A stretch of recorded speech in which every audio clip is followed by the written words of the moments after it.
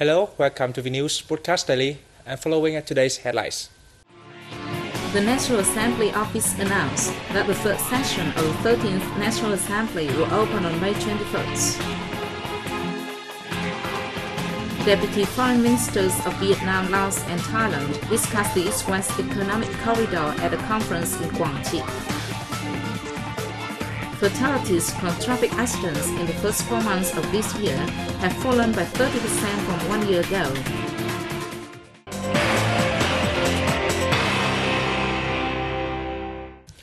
The third sessions of the 13th National Assembly will open on May 21st. At these sessions, the National Assembly is expected to approve 13 draft laws and 7 resolutions and comment on 6 other bills.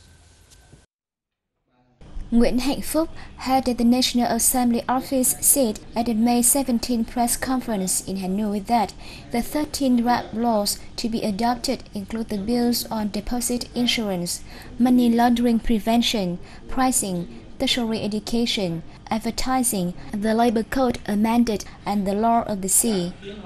Among the 7 resolutions expected to be passed during the 25-day session will be a resolution on tax solutions aimed at removing difficulties for businesses and individuals in 2012. The National Assembly will also discuss reports from the National Assembly Standing Committee and the government, especially reports on supervising the implementation of policies and laws on investment in agriculture, farmers and rural areas, and a master plan on economic restructuring in combination with changing the growth model.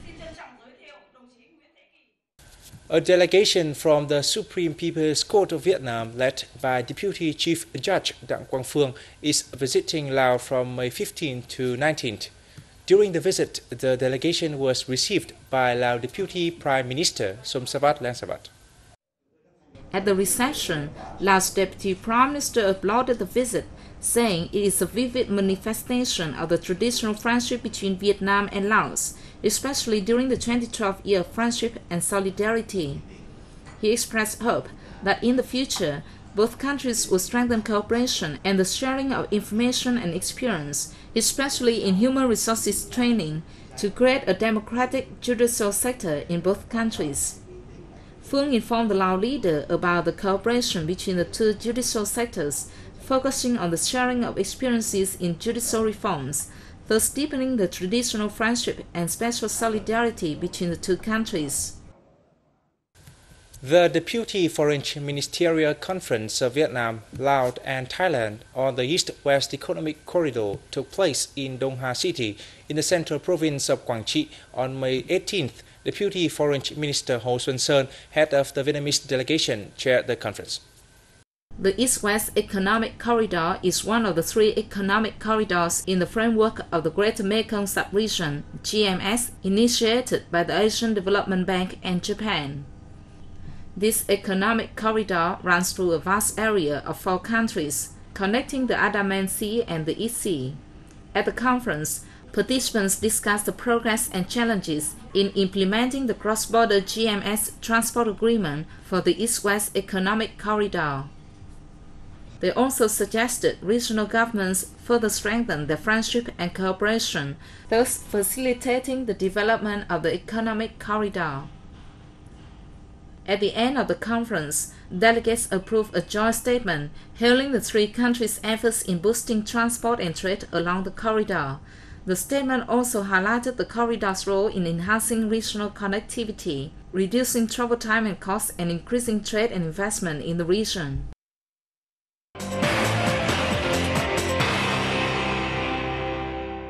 On May 17th, the National Committee for Traffic Safety announced that fatalities from traffic accidents in the first 4 months of this year have fallen by 30% from 1 year ago.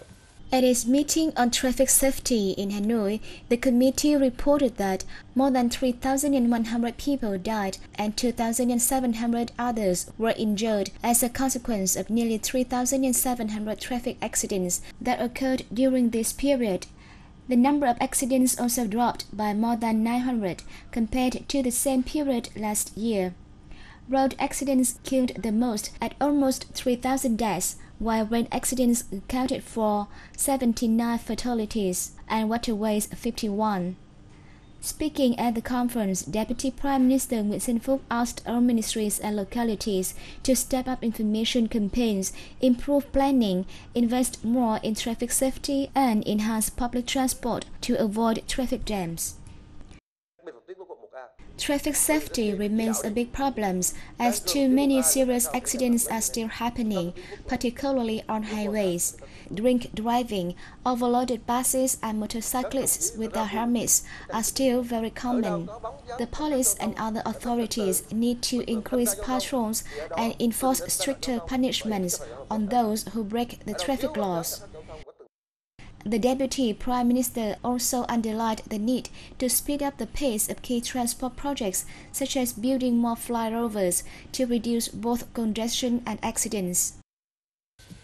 Experts have urged Vietnam to introduce realistic measures to develop renewable energies in order to safeguard the country's natural resources and ensure the nation's energy security. At an international seminar held in Hanoi on May 17th, many were of the opinion that the country lacks infrastructure for the development of renewable energies. In its plans to develop power, Vietnam intends to increase the amount of electricity generated from renewable energies from 3.5% in 2010 to 4.5% in 2020 and 6% in 2030. The experts suggested Vietnam examine the policies and methods that other countries use in developing its own renewable energy sector. In Japan, besides thermoelectric and nuclear power, we have developed wind and solar energy power and other sources of renewable energy. We have built a number of wind farms to produce electricity. In the wake of the Fukushima nuclear disaster, the Japanese government is considering restructuring the country's power resources along the direction of combining renewable and conventional energy sources. Many at the seminar said it is not easy to reach the targets set out in the plan to develop renewable energies from 2010 to 2030. They recommended introducing specific preferential policies for renewable energy projects. International cooperation is an important solution to developing renewable energies in Vietnam, they said. A collection of wood blocks used to print Buddhist sutras found at Vinh Nghiêm Pagoda in northern Vietnam was officially listed as part of the World Memory Heritage by UNESCO on May 16. The collection of valuable wood blocks was made in the early 14th century by monks at the Vinh Nghiêm Pagoda in the northern province of Bắc Giang.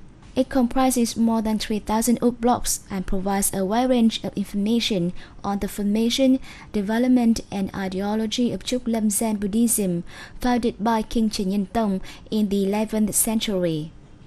Researchers noted that these wood blocks were carved by artisans in Bắc Giang, Bắc Ninh, and Hải Dương provinces during different periods. They were made of wood taken from teak trees in the pagoda's garden. This type of wood is soft, smooth, durable, and easy to carve, and it rarely distorts or cracks.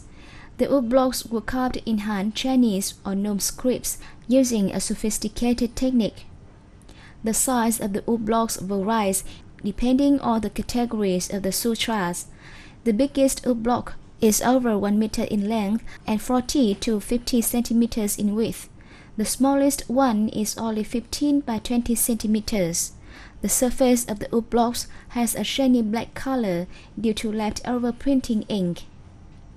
The UN Cultural Agency launched the Memory of the World program in 1992 to guard against collective amnesia and to call upon the preservation of valuable archives and library collections all over the world to ensure their wider dissemination. And this is the end of the news today. Thanks for watching and see you next time.